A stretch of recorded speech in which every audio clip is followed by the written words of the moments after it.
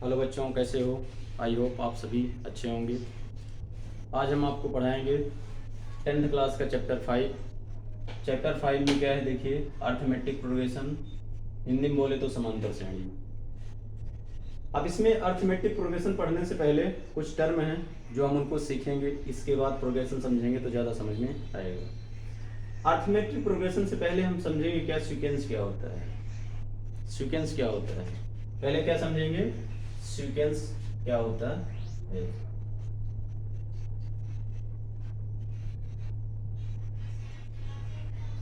ये सीक्वेंस, इसको समझें क्या है सीक्वेंस। सीक्वेंस में देखिए, आप इसमें सीक्वेंस के अंतर्गत कोई भी मान लीजिए टर्म है या ऑब्जेक्ट है या नंबर है, आप रैंडमली कोई भी नंबर रखिए या कोई ऑब्जेक्ट रखिए और फिर देखिए उनके बीच में कोई पैटर्न लागू हो रहा कि नहीं हो रहा।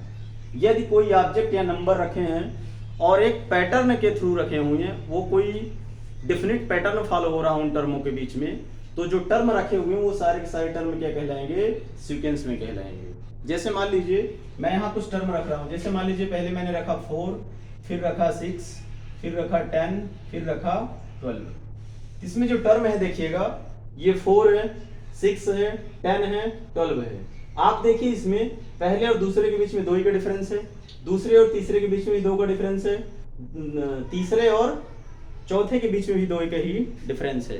तो आप देखेंगे एक पैटर्न ड्रा हो रहा, इनके बीच में फॉलो हो रहा, जो हर एक टर्म में 2 ऐड हो रहा। यानी इसमें 2 ऐड हुआ तो सेकंड आया, सेकंड में 2 सॉरी इसमें 2 ऐड हुआ तो 6, यहाँ पे थोड़ा सा 8 कर लें, 8 के बाद फिर 10 लिखें, ठीक है। तो इसमें देखिए 2 करेंगे, 2 ऐड करेंगे तो 6 आएगा, 6 में 2 ऐड करेंगे 8, 8 में 2 ऐड करें 10, 10 में 2 ऐड करें तो 12, ठीक है। अब इसमें देखिए ये पूरा क्या कहलाएगा, सीक्वेंस। अब इसमें आप कुछ भी ये नंबर रखे हैं, आप कोई भी ऑब्जेक्ट भी रख सकते हैं एक सीक्वेंस में, वो भी क्या होगा सीक्वेंस में। ये क्या कहलाती है, सीक्वेंस। यानी सीक्वेंस में कोई भी ऑब्जेक्ट या कोई नंबर या कुछ भी रखें और उसमें कोई ना कोई पैटर्न लागू होता हो, या कोई नंबर प्लस होता हो, या कोई नंबर माइनस होता हो, या उसमें पर्टिकुलर किसी नंबर का मल्टीप्लाई होता हो, या किसी नंबर का डिवीजन होता हो, तब जाके नेक्स्ट टर्म आता हो। तो इस तरह से ऑब्जेक्ट रखे हुए विदाउट बीच में कोई ना सिंबल लगा हो, ना प्लस का लगा हो ना माइनस का, इसमें कामा कामा करके लिखा हो, तो ऐसे जब ऑब्जेक्ट रखे हों या टर्म रखे हों तो वो क्या कहलाएगी, सीक्वेंस कहलाएगी। क्या कहलाएगी, हमारी सीक्वेंस।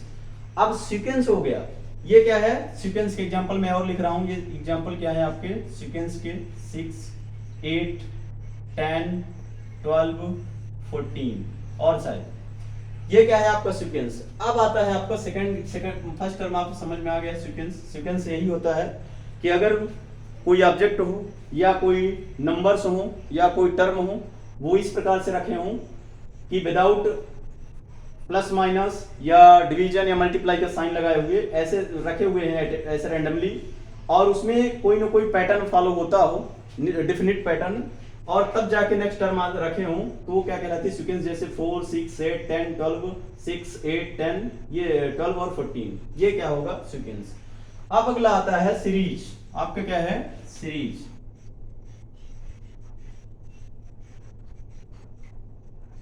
सीरीज देखिए क्या है सीरीज। ये जो यहाँ पे नंबर रखे हुए हैं, अब इन नंबरों को किसी सिंबल के थ्रू आपस में कनेक्ट करके रख देना, वो क्या हो जाएगी, सीरीज बन जाएगी। क्या बन जाएगी, सीरीज बन जाएगी। जैसे मान लीजिए 4 लिखा है, अब आप इसको लिख दीजिए 4 + 6 + 8 + 10 + 12, या और कुछ सिंबल के थ्रू इसको कनेक्ट कर दें, मल्टीप्लाई का या डिवीजन का या कुछ भी कर दें, या सब्ट्रैक्शन यहाँ पे माइनस का लगा दें। तो इस प्रकार से जो निकल के बन के आएगी वो क्या कहलाएगी, सीरीज कहलाएगी। क्या कहलाएगी, अपना सीरीज, ठीक है ना। ये ऐसे नंबर रखे हुए थे कामा कर करके, तो ये किसके, सीक्वेंस के थ्रू अंतर्गत आते हैं। अगर इन्हीं नंबरों को क्या कर दें, प्लस का साइन लगा के या माइनस का साइन लगा के रख दें, तो ये क्या बन जाती है, सीरीज बन जाती है। यानी कोई नंबर्स या कोई ऑब्जेक्ट या कोई भी टर्म, उनके बीच में कोई रिलेशन या मतलब कनेक्टेड करके रखें और फिर जाके अगला टर्म मिलता जाए, बनता जाए, वो क्या बन जाएगी, पूरा सीरीज कहलाएगी। क्या कहलाएगी, सीरीज कहलाएगी। अब इसमें अगला टर्म है आपका, ये दोनों आपको समझ में आ गया होगा। थर्ड टर्म आपका है क्या, इन finite and infinite series. Finite और इनफाइनाइट सीरीज क्या होती है, देखिए इसको। फाइनाइट सीरीज, फाइनाइट सीरीज, इसको मैं दोनों को इरेज कर देता हूं, फिर ऊपर लिखूं, ज्यादा समझ में आएगा आप लोगों को।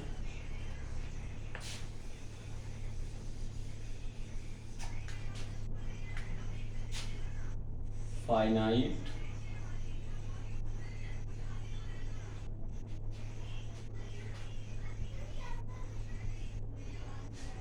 सीरीज। फाइनाइट सीरीज क्या होती है, ऐसी सीरीज जिसमें लिमिटेड टर्म हो, यानी जो टर्म हो उसमें क्या हो, लिमिटेड हो, वो क्या कहलाएगी, फाइनाइट सीरीज कहलाएगी। जैसे मान लीजिए मैं एग्जांपल इसमें लिख रहा हूं 4 6 8 डैश डैश, कहां किस टर्म तक जा रही है, 10 तक जा रही है, ये क्या कहलाएगी, फाइनाइट सीरीज कहलाएगी। अब इनफाइनाइट सीरीज क्या कहलाएगी, देखिएगा, इनफाइनाइट सीरीज। इनफाइनाइट सीरीज जो होगी सेम ऐसे होगा, बस यहाँ पे क्या हो जाएगा, इनफाइनाइट हो जाएगा, इनफाइनाइट टर्म जाएंगे 4 6 8 डैश डैश इनफाइनाइट। यानी इनफाइनाइट सीरीज ऐसी सीरीज होती है जिसमें ऑब्जेक्ट या टर्म का जो नंबर होता है लिमिटेड नहीं होते, बहुत सारे होते हैं, इनफाइनाइट तक जाती है, क्या कहलाती है, इनफाइनाइट सीरीज। और जिसमें नंबर टर्म लिमिटेड होते हैं, जैसे 1 2 3, ये कहाँ तक जाएगा, 10 टर्म तक जाएगा, इसमें टर्म क्या है, लिमिटेड है, काउंटेबल है, तो क्या कहलाएंगे, फाइनाइट सीरीज। जिसमें टर्म काउंटेबल नहीं हो, बहुत सारे इनफाइनाइट टर्म हो, वो क्या कहलाती है, इनफाइनाइट सीरीज कहलाती है। अब इसके बाद हम आते हैं, आपका क्या है, अगला टर्म है प्रोग्रेशन।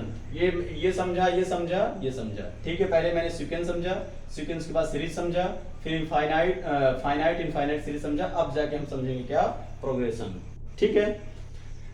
तो मैं आपको बता दिया सब, अब इसके बाद हम समझेंगे क्या प्रोग्रेशन क्या होता है।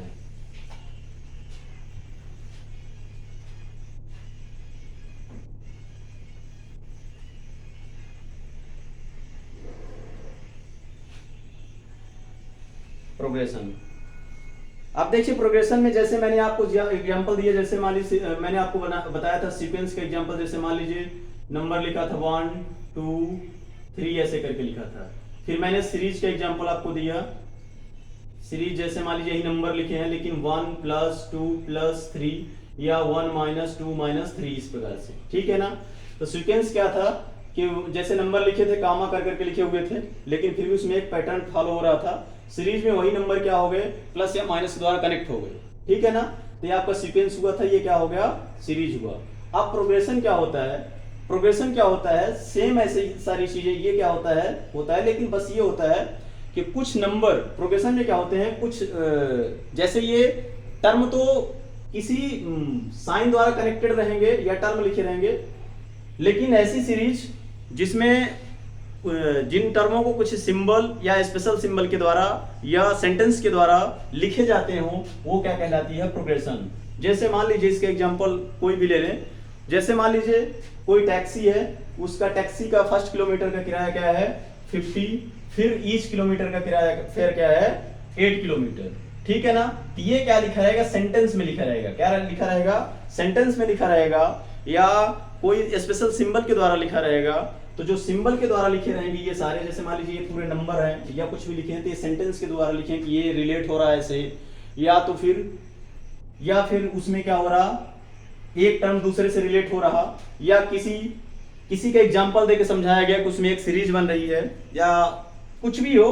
अगर मान लो इसी प्रकार से ये सीरीज और ये सीक्वेंस, यही सीरीज क्या हो जाए, ये पूरी सीरीज किसी सेंटेंस के थ्रू या सिंबल के थ्रू लिखी जाए, तो वो किसके थ्रू किसके अंतर्गत आ जाती है, प्रोग्रेशन में आ जाती है। किस में आ जाती है, प्रोग्रेशन में। ये आपको प्रोग्रेशन भी योग समझ आ गया होगा। अब हम आते हैं आपके अर्थमेटिक प्रोग्रेशन में। अर्थमेटिक प्रोग्रेशन क्या होता है, अब ये थोड़ा देखिए इधर।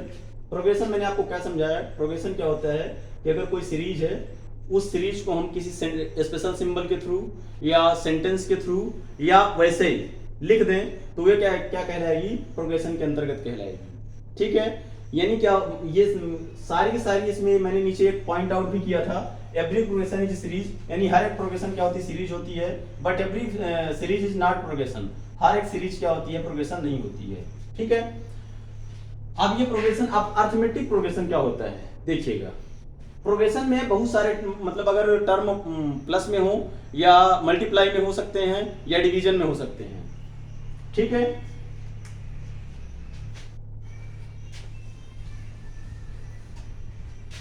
अब आता है आपका अर्थमेटिक प्रोग्रेशन, जो आपका टॉपिक है 10th क्लास का, अर्थमेटिक प्रोग्रेशन।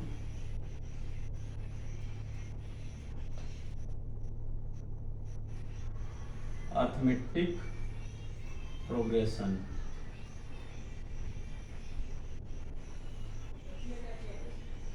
अर्थमेटिक प्रोग्रेशन में क्या होता है देखिएगा, ऐसी प्रोग्रेशन जिसमें फर्स्ट टर्म को छोड़कर सेकंड टर्म किसी पर्टिकुलर नंबर को ऐड करने से आता हो, फर्स्ट सेकंड थर्ड आगे, जैसे मान लीजिए कोई मैं सीरीज लिख रहा हूं 1 2 3 4 डैश डैश करके, तो ऐसा प्रोग्रेशन जिसमें पर्टिकुलर कोई नंबर ऐड करने से अगला टर्म मिलता हो, ऐसी सीरीज क्या कहलाती है, अर्थमेटिक प्रोग्रेशन कहलाती है। केवल फर्स्ट टर्म को छोड़कर बाकी जो टर्म मिलते हैं उन टर्मों में कोई पर्टिकुलर एक नंबर ऐड होता है तब जाके अगला टर्म मिलता हो, या तो एक पर्टिकुलर नंबर माइनस होता हो तब जाके अगला टर्म मिलता हो, वो क्या कहलाता है, अर्थमेटिक प्रोग्रेशन कहलाती है ऐसी सीरीज। ठीक है ना, या तो माइनस होगा, जैसे ये देखिए एक टर्म 1 + 2 + 1, जैसे इसमें 1 1 प्लस हो रहा, अगर इसको मैंने रिवर्स फॉर्म में 4 3 2 1 फिर 0 फिर -1, इसमें देखिए 1 माइनस हुआ 3 3 माइनस 1 हुआ 2 2 माइनस 1 हुआ 1 1 माइनस हुआ 0 फिर माइनस हुआ तो -1। तो इस प्रकार से क्या बनेगी, अर्थमेटिक प्रोग्रेशन। यानी हम क्या कह सकते हैं कि ऐसी सीरीज जिसमें कोई पर्टिकुलर नंबर ऐड करने से नेक्स्ट टर्म आता हो। ठीक है, तो वो क्या, एक पर्टिकुलर नंबर ऐड करने से या एक पर्टिकुलर नंबर माइनस करने से अगला टर्म आता हो, नेक्स्ट टर्म आता हो, तो ऐसी सीरीज क्या कहलाती है, अर्थमेटिक प्रोग्रेशन कहलाती है।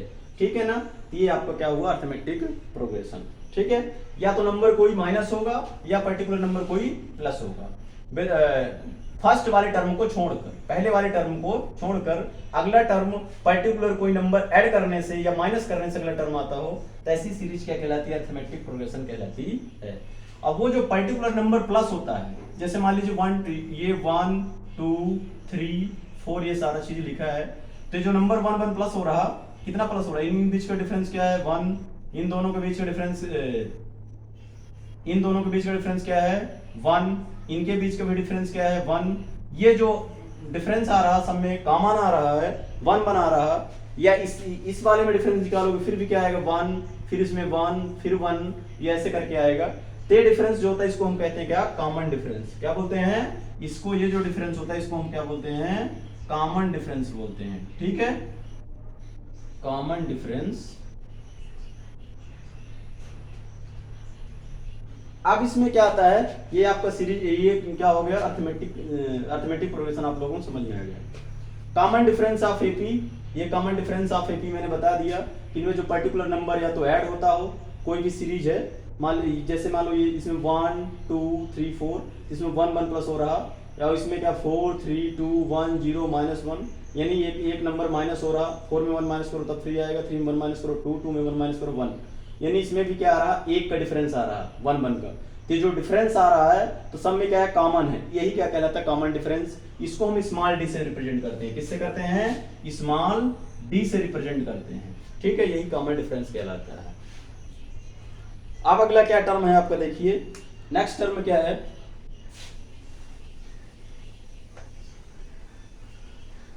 नेक्स्ट अगला टर्म हमको समझना, सम ऑफ nth टर्म। क्या लिखा, n टर्म ऑफ एपी, क्या बोला है, nth term of AP, nth term of AP. nth term of AP क्या होता है, देखिए समझिए, जनरल फॉर्म ऑफ एपी, इसके पहले थोड़ा जनरल फॉर्म ऑफ एपी समझ लें क्या होता है, फिर इसके बाद देखें इसको।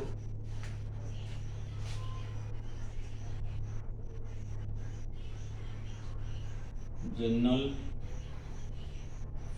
Form of AP. देखिएगा, समझिए, इसका क्या होता है जनरल फॉर्म ऑफ एपी। इसको जो जनरल फॉर्म होता है ये होता है ए प्लस डी, ए प्लस 2d, ए प्लस 3d, ऐसे ऐसे करके चलेगा, ए प्लस n-1 इंटू डी, ये करके क्या होगा चलेगा। अब इसमें देखिए कैसे ही हो रहा, जैसे मान लीजिए कोई सीरीज मैंने यहाँ पे लिख रहा हूँ, मैंने आपको क्या एग्जांपल बताया था कि अगर पर्टिकुलर कोई नंबर ऐड होगा या तो पर्टिकुलर नंबर कोई माइनस होगा, ऐसी सीरीज में या ऐसे प्रोग्रेशन में 1, 2, 3, 1, 2, 3, 4, 5 में ऐसे लिख दिया, ठीक है। अब इसमें देखिए पहला क्या बोला है, देखिएगा पहला टर्म क्या है 1, दूसरा टर्म 2, तीसरा टर्म 3, 4, 5। अब ए की वैल्यू यहाँ फर्स्ट टर्म में क्या है 1, डिफरेंस निकालो डी, तो second term minus first term यानी 2 माइनस 1 कितना आ रहा है 1, डिफरेंस क्या है 1। यानी अब देखिएगा जो इसका फॉर्म है, अगर ऐसा निकालो तो क्या आता है, ए की वैल्यू क्या है 1, फिर अगला देखिए ए प्लस डी, यानी ए की वैल्यू 1, डी कितना है 1, इक्वल कितना आ गया 2। देखिएगा ये जो नल फॉर्म बना है तो मैं इसे प्रूव कर रहा हूँ किस तरह, इस तरह से क्यों बने हैं। तो ए प्लस डी में 1 प्लस 1 कितना आया 2, फिर ए प्लस 2d करोगे तो क्या हो जाएगा, ए की value 1 plus 2 into D, D कितना है बेटा 1, तो क्या हो जाएगा 1 प्लस 2 इक्वल क्या रहा 3। ये देखिए अगला टर्म में क्या हो जाएगा ए प्लस 3d, तो ए की वैल्यू 1 प्लस 3 इंटू डी की वैल्यू 1, तो कितना आ जाएगा 1 प्लस 3 इक्वल क्या आ जाएगा 4। तो आप देख सकते हैं इसमें इसका जो ये मैंने एग्जांपल लिखा है यहाँ एपी, तो देखिए इसमें एपी का जो एग्जांपल लिखा अर्थमेटिक प्रोग्रेशन का, मैं एग्जांपल क्या लिखा 1 2 3 4 5 एपी है भी। एपी आप कैसे चेक करेंगे कि एपी है, देखिए एपी कैसे चेक करना है, फर्स्ट टर्म में सेकंड टर्म को माइनस करो, 2 माइनस 1 इक्वल क्या आ रहा 1, फिर थर्ड टर्म में सेकंड को माइनस करो, 3 माइनस क्या हो गया 2 कितना आ रहा 1, ठीक है। यानी दो में निकालो, देखो ये के दे दो d1, इसको दे दो d2, आप देखिए d1 इक्वल क्या रहा d2, यानी क्या है ये एपी में है, ठीक है। यानी ये सीरीज क्या है अपना एपी में, यानी जो डिफरेंस आ रहा है हर एक टर्म के बीच क्या आ रहा है, कॉमन आ रहा है, यानी सेम आ रहा है, इसलिए एपी में है। अब ये जो टर्म होते हैं इनके एक इस फॉर्म में कैसे होते हैं, मैंने देखिए इधर कैसे निकाला, ए का इसमें देखिए ए की वैल्यू क्या है 1, ठीक है। फिर डिफरेंस कैसे निकाला, डिफरेंस निकाला डी, इसमें ए की वैल्यू क्या है 1, डिफरेंस कैसे निकाला second term minus first term. Difference किसका फार्मूला आप लिख सकते हैं कहीं, d इक्वल होता है a2 माइनस a1 या a3 माइनस a2, इसी तरह से चलेगा। तो d इक्वल क्या हो जाएगा 2 माइनस 1 कितना आया 1। अब इसको हम पहले a की वैल्यू 1, फिर दूसरा a प्लस डी देखो 2 आना चाहिए, तो a प्लस डी की कितना आ गया 2, फिर a प्लस 2d की कितना आना चाहिए 3, तो a प्लस 2d की कितना आ गया 3, फिर a प्लस 3d करेंगे तो कितना आना चाहिए 4, तो देखिए a प्लस 3d की वैल्यू निकाल कितना आया 4। यानी हम कह सकते हैं कि जो जनरल फॉर्म, जो एपी का जनरल फॉर्म होता है वो ए प्लस डी, ए प्लस 2d, ए प्लस 3d के फॉर्म में होता है, ठीक है ना। तो जनरल फॉर्म ऑफ एपी भी आप लोगों ने समझ गया होगा, ठीक है। अब अगला टर्म आता है आपका nth term of AP, nth term of NAP.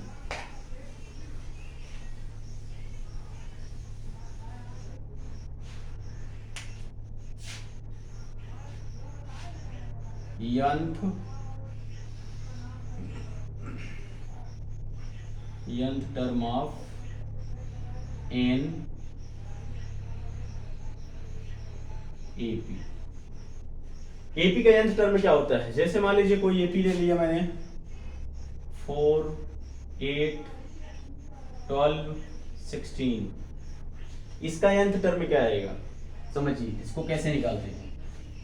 मैं आपको समझा, इसको बताया कि इसका जो जनरल फॉर्म होता है ए प्लस डी, ए प्लस 2d के फॉर्म होता है। तो ये पहला टर्म, ये दूसरा टर्म, ये तीसरा टर्म, ये a1, ये a2, a3। अब इसी का जो nth टर्म कैसे निकलेगा, देखिए जो nth टर्म होगा a प्लस ये जो टर्म ये क्या होगा यहाँ पे जो होगा n-1 इंटू क्या हो जाएगा d। यानी देखिएगा इधर समझिए थोड़ा सा,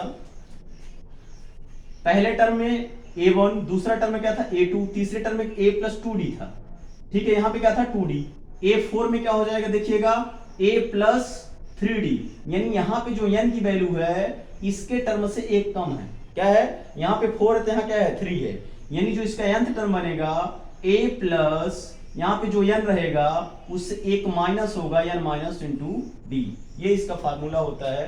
यानी इसको आप लिख सकते हैं an equal a plus n minus one into क्या होता है डी, ये इसका क्या होता है nth टर्म का फार्मूला।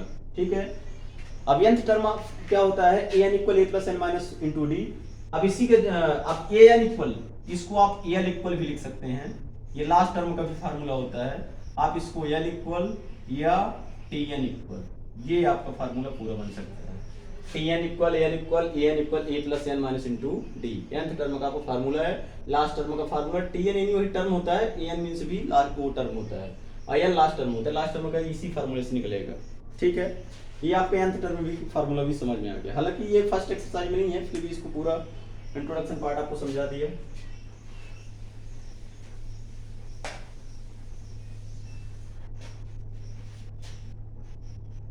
अब आ रहा अगला sum of nth term. Sum of nth term का फार्मूला क्या होता है देखिएगा, सम ऑफ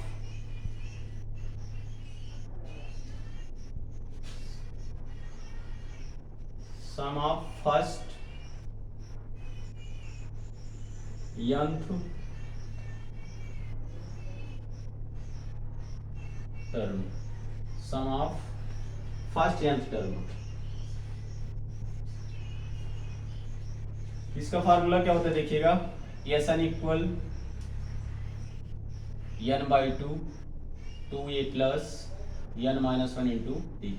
ये मैं सिंपल अभी फार्मूला लिखा रहा हूँ, फिर आप लोगों को मैंने सब सारा चीज नेक्स्ट वीडियो में प्रूव कराऊंगा कि सम ऑफ nth टर्म का फार्मूला कैसे होता है, nth टर्म का फार्मूला कैसे हो, ऐसे प्रूफ डिराइव कराऊंगा।